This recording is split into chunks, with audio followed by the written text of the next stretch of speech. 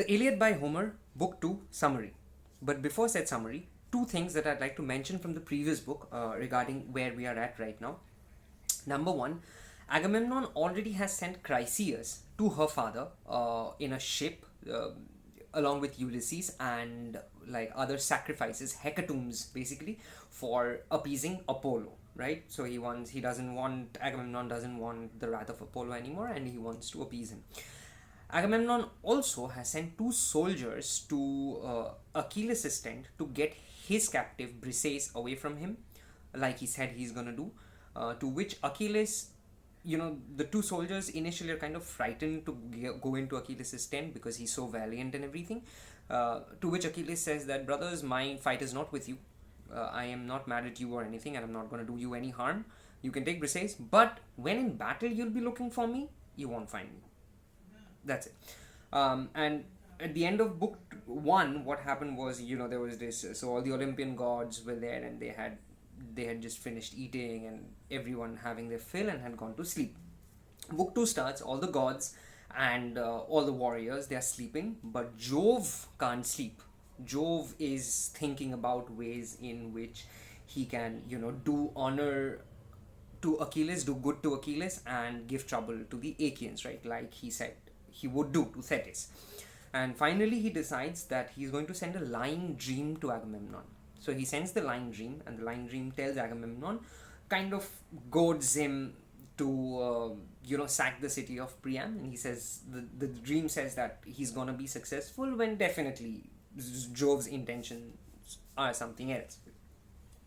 Now, okay, Agamemnon wakes up, and he calls first his close set of ministers, right? Like the big kings. He doesn't call his entire army, he only calls the big kings, and he tells them about the dream. And he also says that, first I'm going to ask all the Achaeans to go, prepare for leaving, that we're going to leave, but make sure that they don't, and then they prepare for battle. It's kind of described as cunning counsel of Agamemnon.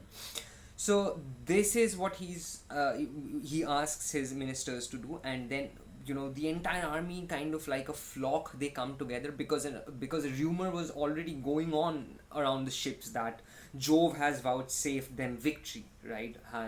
Jove has vouchsafed them victory from the Trojans. So there was a rumor going on, and everybody wanted to get a piece of that information. And then there was a huge crowd, to which Agamemnon says that, I got this kind of a dream, but this is Jove is probably lying to me, and he's not going to vouchsafe me victory. So let's just get back, because we have been here for like 10 years, and which is 9 years, actually, not 10 years, 9 years, and which is a long time. So let's go back now. To which the Achaeans, they're genuinely very happy, at least most of them, because they haven't seen their wives, their children for 9 years, and now they'd be able to go back and be able to visit all of them. So they prepare for going back. Juno sees this, and she kind of she's not happy about it at all, because she thinks that fleeing is no option. So she bids Minerva to go down to Earth and stop the Achaeans, which Minerva does. And when she comes to Earth, she first finds Ulysses. Ulysses is still standing on the shore, and he's not sure whether to prepare for leaving or stay and fight. Now Minerva goes to him and says that, fleeing is no option. We can't, like, you can't go back, you have to fight. So make sure you go and tell everyone among the ranks that you're not fleeing. Ask them to stay, hold their ground.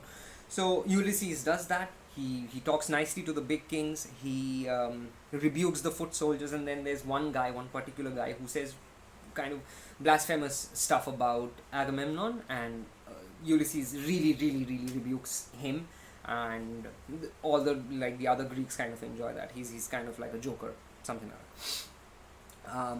And then he kind of makes a speech. Ulysses makes a speech where it said that while they were coming during the first 9 years, when they were reaching Troy, there was something like this happened, that a serpent came out of the ground, and it kind of flew to a tree, and there were eight sparrow eggs in that tree, and the mother made nine. So the serpent went there, like came out of the ground and kind of flew to the tree, ate all of them, including the mother, and then turned into stone. Right now, that was like a sign from Jove that first, like, if you're going into battle, since there were eight eggs and one mom, so that made that nine.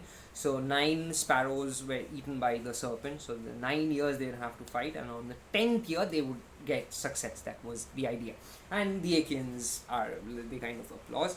Now Agamemnon comes. He also makes a big speech, big speech about about fighting and sacking the city of Ilias and all of that. And he also, like, he says somewhere in that speech that if I find kind of anybody to be a coward in the fight, I'm gonna make sure that he goes to the vultures and is eaten by the dogs and stuff like that.